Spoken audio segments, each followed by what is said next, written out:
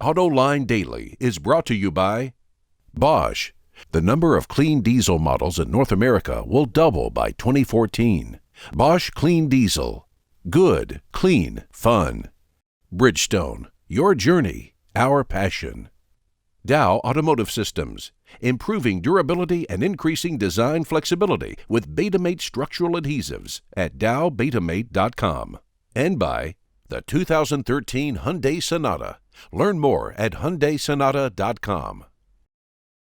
Welcome to Autoline Daily for Tuesday, the 11th of September, 2012. A somber day for the United States as we remember the lives lost 11 years ago. I'm Todd Lassa from Motor Trend, bringing you the happier news from the world of cars. First up, some short tidbits. GM is lending a helping hand to those less fortunate. It's partnered with a Detroit charity to turn leftover sound deadener into insulated garments for homeless people. The company donated enough material to make 400 of these coats that can convert into sleeping bags. Honda announced pricing for the new Accord. The ever-popular sedan starts at $21,680. The coupe's base MSRP is a little bit more at $23,350. These prices exclude about $800 for shipping and handling. The 2013 Accord should start arriving at Honda dealerships across the U.S. on September 19th. Speaking of money, Chrysler's SRT group revealed what the next-gen Viper is going to cost. This 10-cylinder supercar opens up at $97,395. The hopped-up GTS model starts at $123,995, about one Accord coupe more than the standard Viper. Prices exclude $2,000 in destination charges. Despite a slowdown in the market, Volkswagen expects strong sales in China next year. According to Bloomberg, the chairman of the company, Ferdinand Piëch, predicts VW Group sales will grow by at least 9% in 2013. So far this year, the company's sales are up 10%. VW is investing $18 billion in China through 2016 to boost production in the country. General Motors is refuting a Reuters report from yesterday that says the company is losing nearly $50,000 on every Volt it builds. The company says Reuters' number is wrong because it distributes product development costs across the number of Volts sold instead of distributing it across the lifetime volume of the program. GM says the technology will be used in several future products, which will help bring down manufacturing and purchasing costs. GM says this will eventually lead to profitability for the Chevrolet Volt and its other EVs. Is there an automaker more resilient than Chrysler? How many times has this company bounced back from the brink of oblivion? Now with Fiat at the helm, it's doing it again, and it's doing it properly. Pentastar product is the best it's ever been, and it's going to get even better.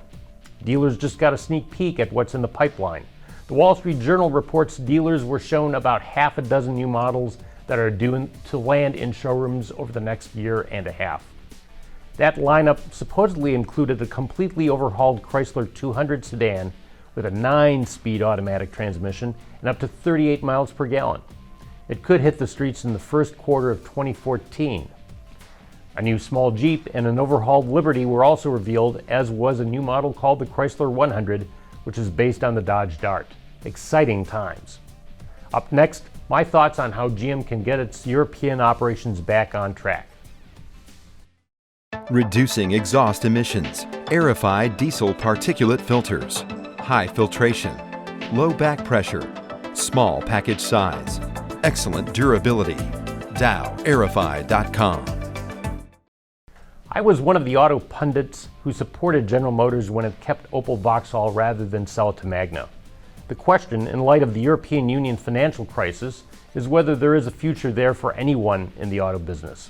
Even Volkswagen, which dominates Europe the way GM dominated the US from the 1950s to the 70s, has reportedly sliced its internal European sales targets by 150,000 units for the rest of 2012. Like North America before the GM and Chrysler bankruptcies, Europe has too much capacity. GM's recent alliance with Peugeot Citroën PSA looks like a bad idea, but keeping Opel Vauxhall remains a good idea. Western Europe is still a big, important market, and every global automaker needs to be there. Interim GM Europe chief Steve Gursky must correct a long, steep slide that came when Jack Smith and Iñaki Lopez cheapened the brands. GM is trying to make Chevrolet its commodity brand in Europe and push Opel back to where it was through the 70s as a credible Audi competitor. This strategy will take time and money. Opel Vauxhall should get one of GM's new rear-drive platforms for a halo model or two, something even Audi can't do. The question is whether GM's current management has the patience and discipline to make this happen. Finally, a personal note.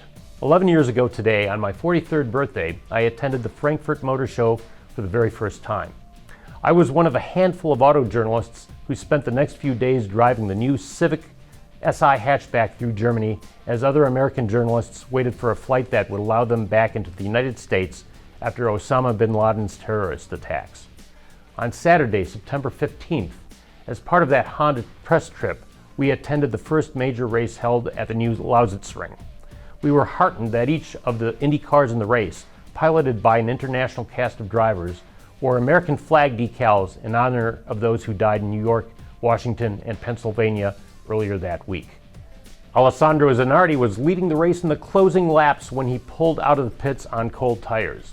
He spun at turn 1 into the path of Alex Tagliani, who T-boned Zanardi's car. We watched in horror as a medevac helicopter stood by for what seemed like hours before Zanardi was flown to the hospital. When we boarded the bus for nearby Dresden, word was Zanardi had died. He survived, of course, though his legs were amputated. Last week, Zanardi won a gold medal in Paralympic cycling at the Brands Hatch circuit. He finished 27 seconds ahead of the silver medalist. Now Zanardi wants to collect on Jimmy Vasser's promise that he could drive one of Vasser's Indy cars if he won gold. Zanardi's win serves as a reminder that IndyCar and F1 drivers are not the same as you and me. Alex Zanardi's competitive spirit and optimism serves as an honor to those who died 4 days before his terrible crash. And on that note, we've reached the end of the line for today's show. I'm Todd Lassa of Motor Trend. Thank you for your time, and I'll see you next time.